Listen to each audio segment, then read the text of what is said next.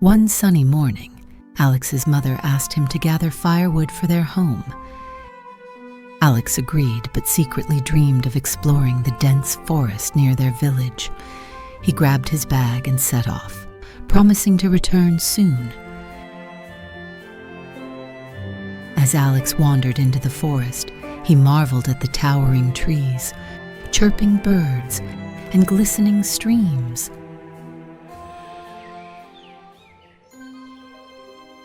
Suddenly, the ground trembled, and a deep rumble echoed through the forest. Emerging from the shadows was a massive forest monster. It had mossy green fur, sparkling eyes like emeralds, and antlers covered in vines. Terrified, Alex ducked behind a large rock, peeking cautiously. To his surprise, the monster spoke in a soft, gentle voice. "Little one, don't be scared. I'm not here to harm you. I'm searching for my baby. Have you seen it?" Hearing the monster's kindness, Alex's fear melted away. He stepped out and said, "No, but I can help you look for your child." The forest monster nodded gratefully, and Alex began his search. As he explored, he followed small footprints and broken twigs leading to a nearby stream. There, tangled in some bushes, was a tiny forest monster, trembling and trying to free itself.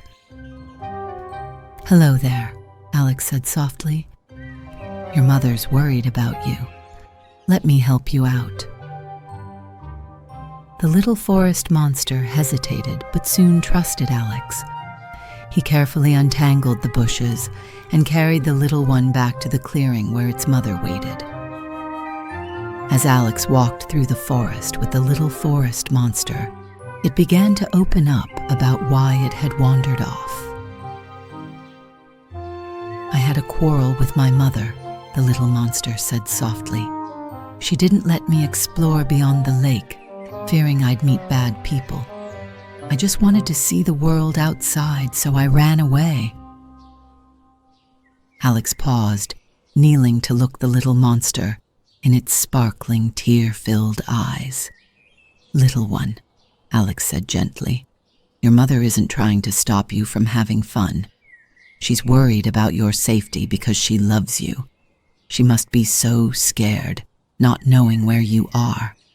The little forest monster sniffled and nodded, realizing the truth in Alex's words.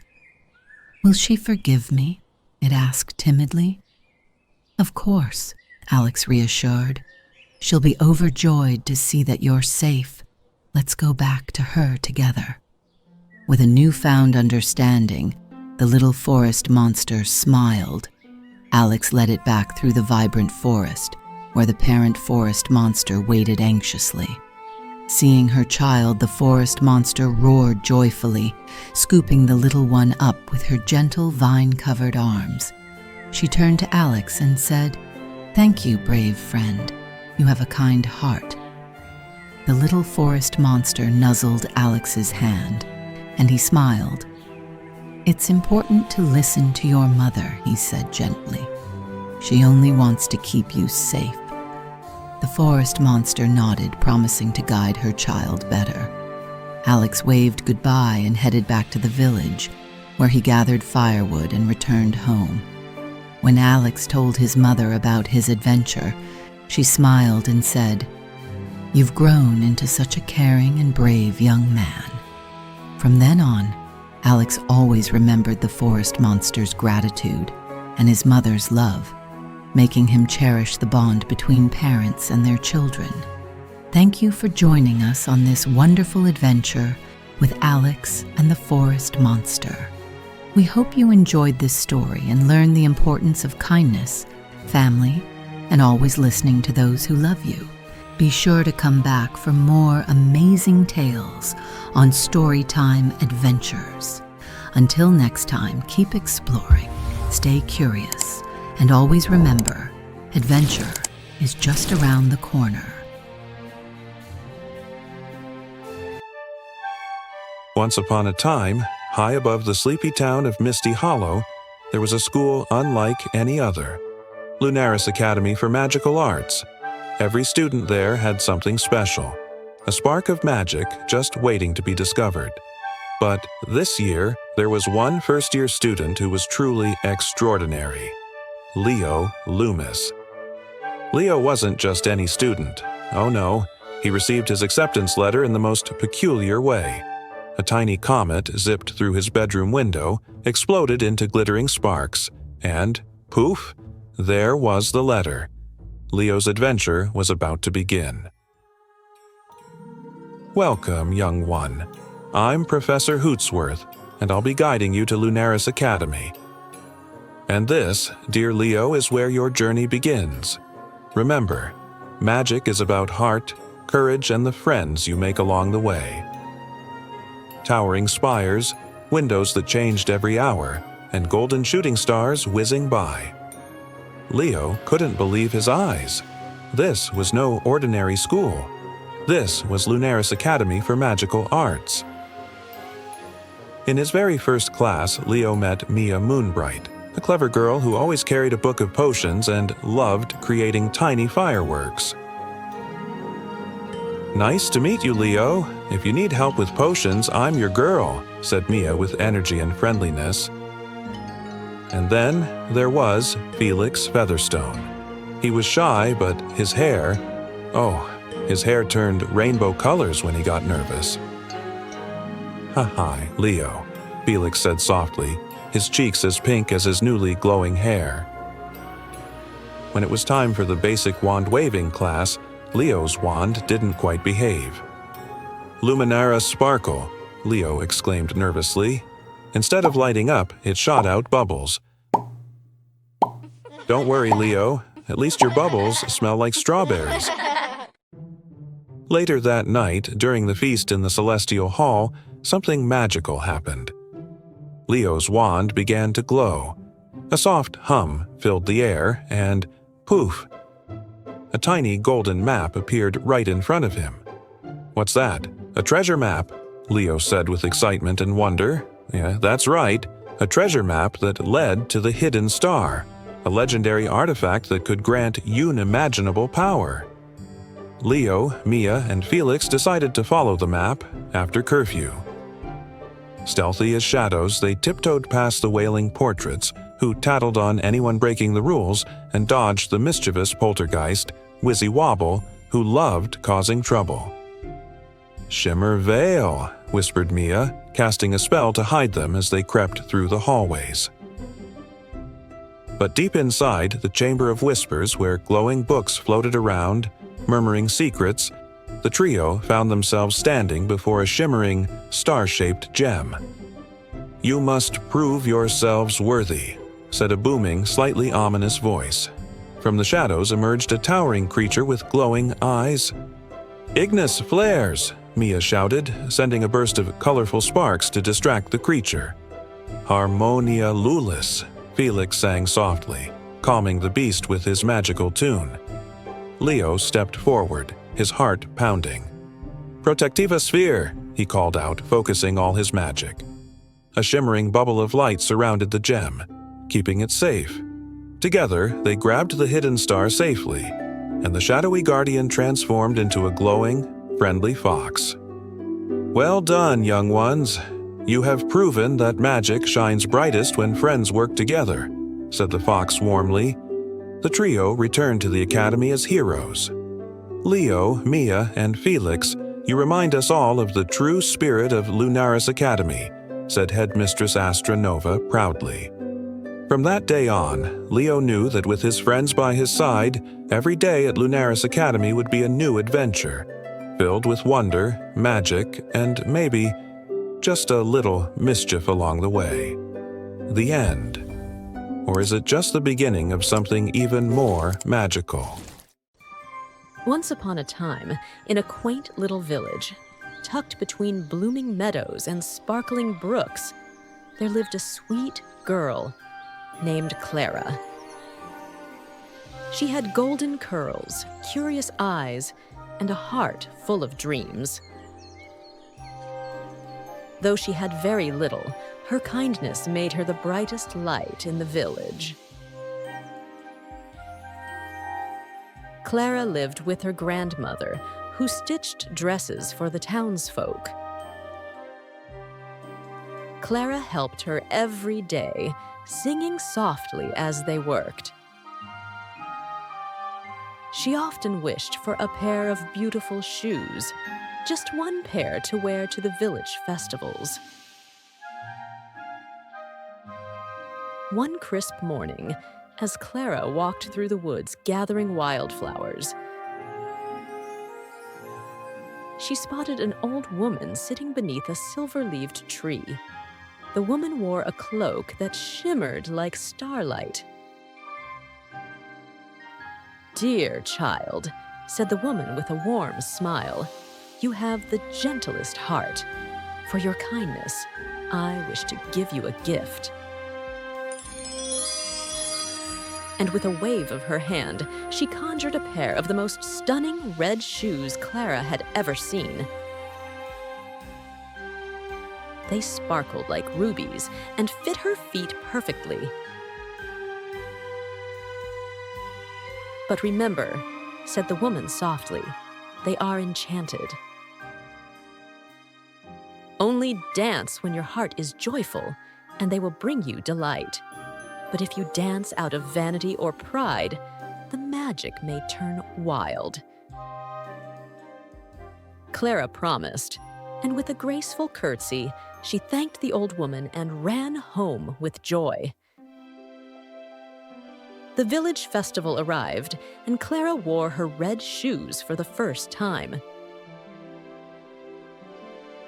As the music began, she twirled and spun, her feet light as feathers.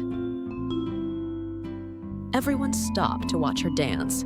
Her joy made the shoes glow like morning sun on dewdrops.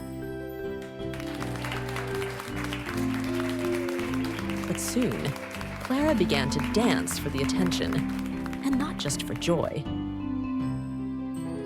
The shoes, sensing the change, shimmered with a strange glint. Clara tried to stop, but her feet wouldn't listen. She spun and twirled out of the village, through forests and fields, her laughter turning into frightened cries. Clara danced through the starry night, unable to stop. She cried out to the skies, "Please, I only wanted to feel beautiful." Just then, the same silver-leaved tree appeared before her, and beneath it stood the old woman. "My dear," the woman said gently, "true beauty comes from a joyful heart, not from the gaze of others." With a touch to Clara's shoulder and a whispered spell, the shoes slowed, then stopped. Clara collapsed into soft grass, tears falling like raindrops. "I've learned my lesson," she whispered. "May I use the magic only for good." The woman smiled and nodded. "Then dance again, but let it be from your heart." Clara returned to her village, not as the girl who owned the red shoes, but as the girl whose joy lit up every soul around her. From then on, she danced only when her heart was full, with the red shoes sparkling gently, never wildly. And as the village watched her spin with kindness and grace, they whispered, "She's not just a dancer, she's a dream come true." And so, Clara lived happily ever after, with the enchanted red shoes and a heart that always danced with joy. And that, my dear friends, was the tale of the enchanted red shoes, a magical story that reminds us, when we lead with love, the magic always follows. The end.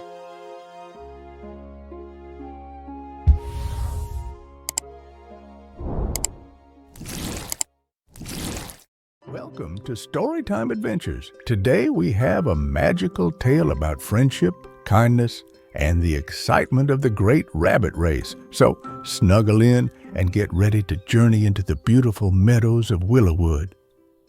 Once upon a time in the lush, sunlit meadows of Willowwood, where magic danced on every breeze, the annual Great Rabbit Race was about to begin. Every year, rabbits from far and wide came to compete, hoping to win the ultimate prize, a special gift from the wise and magical oak tree. This year, the oak tree had promised something extra special, a wish come true. News of this wondrous gift spread quickly, and soon all the rabbits were eager to race. Among them were three friends, Ruby, Oliver, and Tilly. Ruby, with her snow-white fur and determined spirit, was known for her incredible speed. Oliver, the gentle gray rabbit, was clever and thoughtful, always finding the best path to success. And Tilly, the cheerful brown rabbit, was full of joy and loved to make everyone smile. The morning of the race was perfect. The sky was a brilliant blue, and wildflowers bloomed across the meadow, swaying gently in the breeze. The magical oak tree, standing tall and wise, watched over everyone with golden leaves that shimmered like stardust. At the starting line, the rabbits gathered, their eyes sparkling with excitement. Ruby, Oliver, and Tilly lined up side by side, ready to give it their all. The meadow sparrow, perched on a low branch, chirped out the signal. "On your marks, get set, go!" called the meadow sparrow. And off they went. Ruby dashed ahead, her paws a blur as she raced through the wildflowers. Oliver wasn't as fast, but he used his cleverness to weave skillfully through dense patches of clover. Tilly, with her bouncy hop, giggled and waved at her butterfly friends as she made her way along. The rabbits faced many challenges along the way. They leaped over logs, dodged muddy puddles, and even had to cross a small, sparkling brook.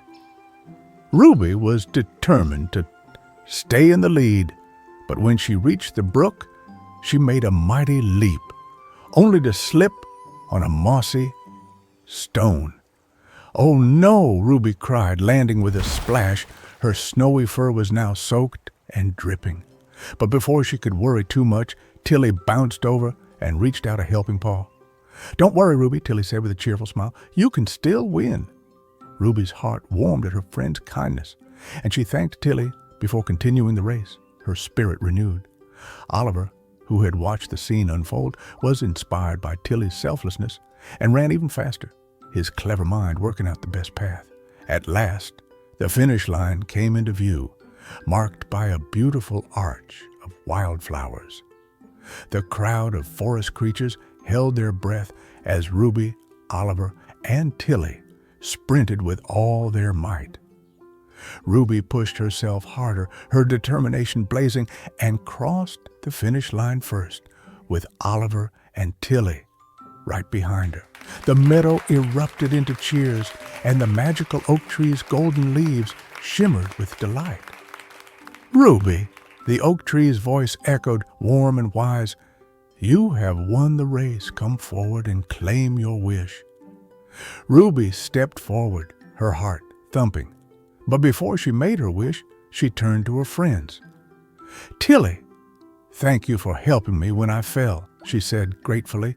"And Oliver, your cleverness inspired me to keep going. I may have won, but you both made the race truly special." The magical oak tree smiled, for Ruby's words were full of kindness. "What will your wish be, young one?" the oak tree asked. Ruby's eyes sparkled as she thought. Then, with a joyful grin, she said, "I wish for a grand picnic feast so we can all celebrate together." And with a wave of magic, the meadow was transformed. Delicious treats appeared, juicy berries, crunchy carrots, sweet clover pies, and everyone gathered to enjoy the feast. Laughter and joy filled the air as friends, old and new, shared in the happiness of the day.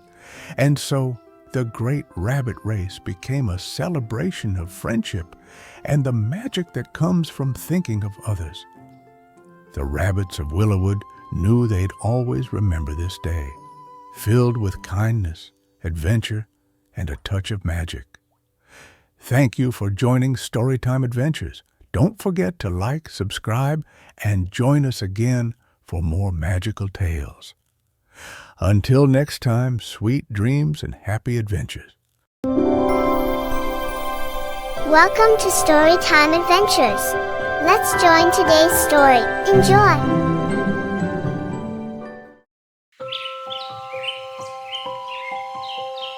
Once upon a time, in a tiny little house near a bustling village, lived Jack and his mother.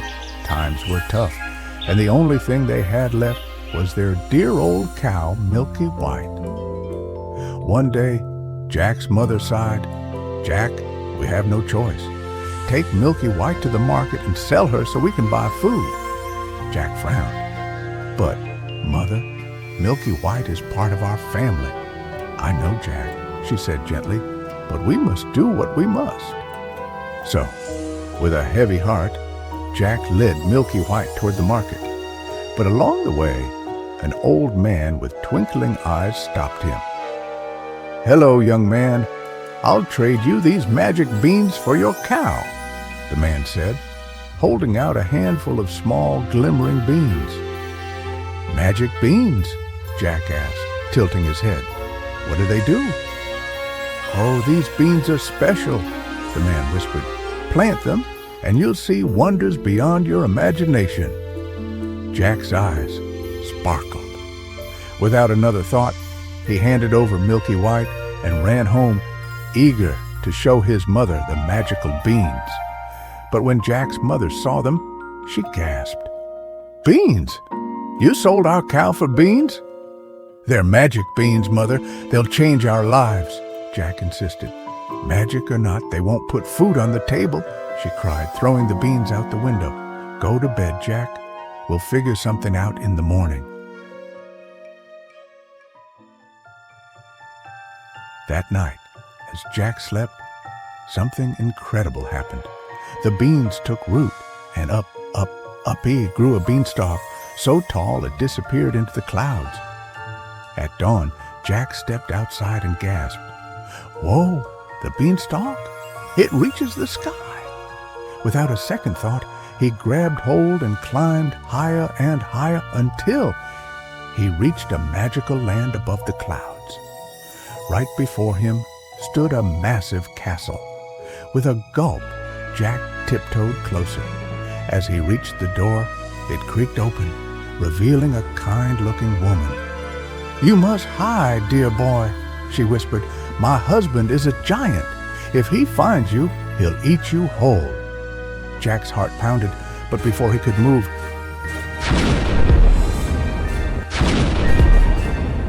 the ground trembled. The giant was home. "Fee, fi, fo, fum, I smell the blood of an Englishman," he roared. Jack dove behind a barrel as the giant stomped past, carrying a hen that laid golden eggs and a magical harp that played by itself. Jack's eyes widened. That could change our lives. As the giant dozed off, Jack snuck out, grabbed the hen, and ran for his life. Down the beanstalk he climbed, back to his mother. "Look, Mother, a hen that lays golden eggs." From that day on, they had everything they needed, but Jack's curiosity wasn't satisfied yet. So up the beanstalk he climbed again. This time he stole the giant's magical harp. But as he turned to leave, crash! The harp sang out, "Master, Master, help!" The giant woke with a start. "Thief!" he roared, chasing Jack right out of the castle. Jack scrambled down the beanstalk as fast as he could, but the giant was right behind him. "Mother, quick, bring me an axe!" Jack yelled as he reached the ground. His mother rushed over, and with one mighty swing, chop, chop, chop, the beanstalk came crashing down. The giant tumbled with it, boom, never to be seen again. With their new golden hen and magical harp, Jack and his mother never had to worry again. Their home was filled with music, laughter, and happiness. And so they lived happily ever after. Thank you for watching. Subscribe to Storytime Adventures for more magical tales.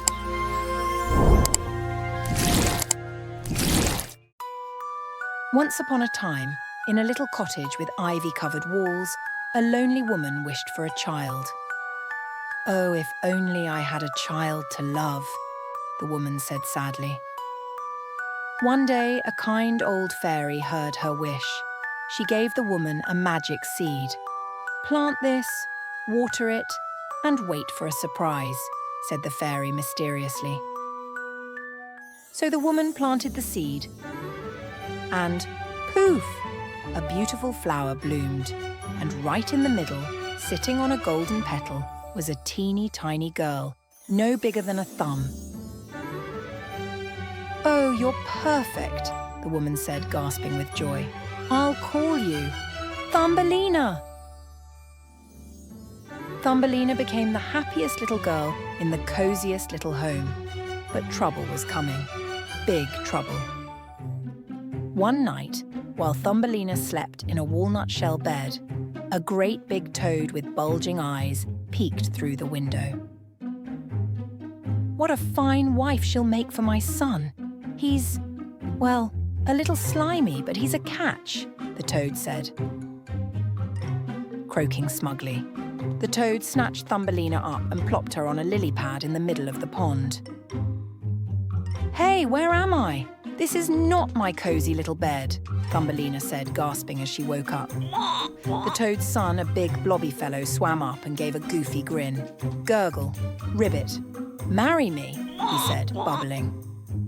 "No, thank you." "Absolutely not," Thumbelina said firmly. But poor Thumbelina was stuck. She had no way off the lily pad until a friendly school of fish swam by.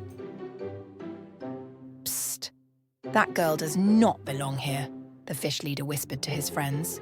The fish nibbled the stem of the lily pad, snap, and set Thumbelina floating down the stream. "Way! Goodbye, toads!" Thumbelina cheered. Just as Thumbelina was enjoying her ride, a big bossy beetle swooped down. "Well, aren't you fancy? You'll make a lovely guest at my beetle party," the beetle said, grabbing her smugly. But at the party, the other beetles frowned. "She only has 2 arms," a beetle whispered. "No wings? How strange." Another beetle giggled. Feeling embarrassed, the beetle dropped Thumbelina into a flower patch and buzzed away. "Well, that was rude," Thumbelina said, dusting herself off and sighing. Autumn leaves fell and cold winds blew. Poor Thumbelina shivered. Then she spotted a little mouse hole. "Come in, dear. Stay warm.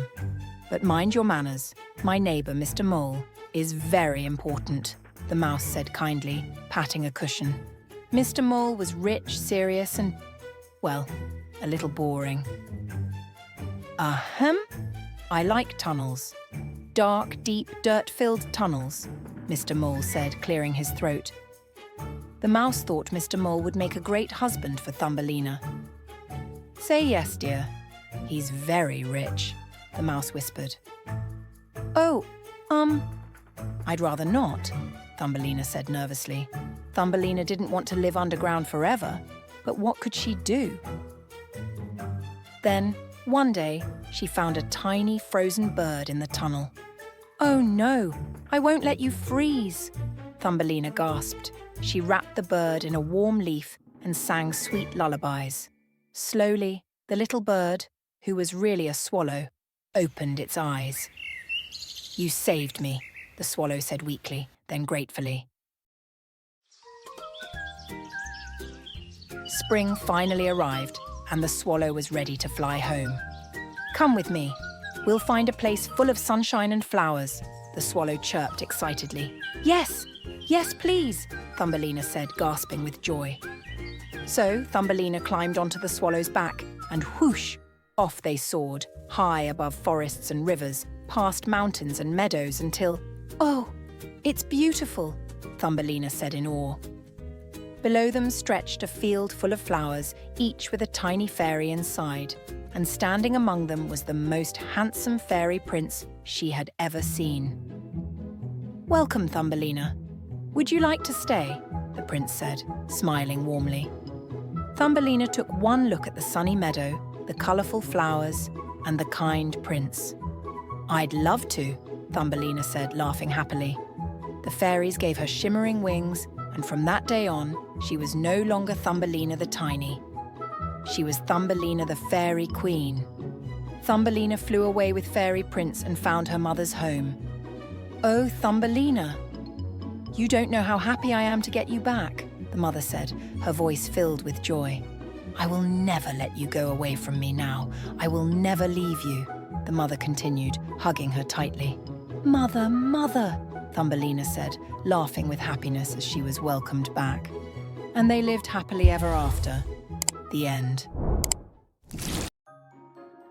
In a cozy cottage near the edge of an enchanted forest, Red Riding Hood loved staring at the stars every night, dreaming of faraway worlds. One rainy afternoon, while exploring the attic, she discovered an old mirror with a golden frame. Its surface shimmered like liquid silver. Curious, she asked her grandmother, "What is this?" Her grandmother smiled warmly and replied, "That is the magic mirror. It grants one true wish to anyone with a pure heart." Red Riding Hood's eyes sparkled with excitement. "I wish to explore space and visit the planets." The mirror glowed brightly, and suddenly, in a swirl of stardust, a silver spaceship appeared before her. A soft voice whispered, "Your wish is granted." Inside the spaceship, a cheerful robotic voice welcomed her. "Welcome to the Star Voyager." The ship lifted off, soaring high above the clouds and into the vastness of space. From the window, Red Riding Hood gasped as she saw Earth, glowing blue and green like a beautiful jewel. The spaceship zoomed past the planets one by one. First, they saw Mercury, a small rocky world covered in craters.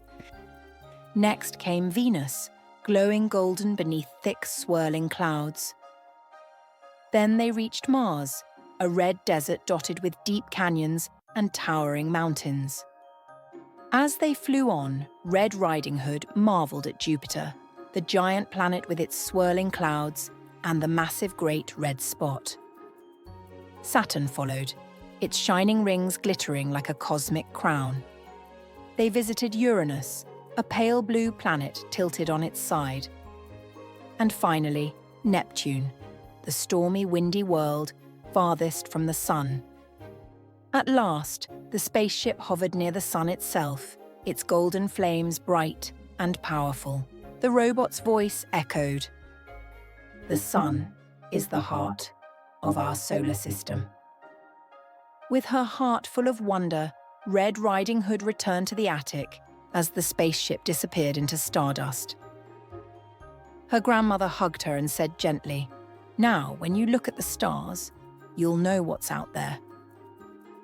From that day on, Red Riding Hood dreamed of even more magical adventures among the stars.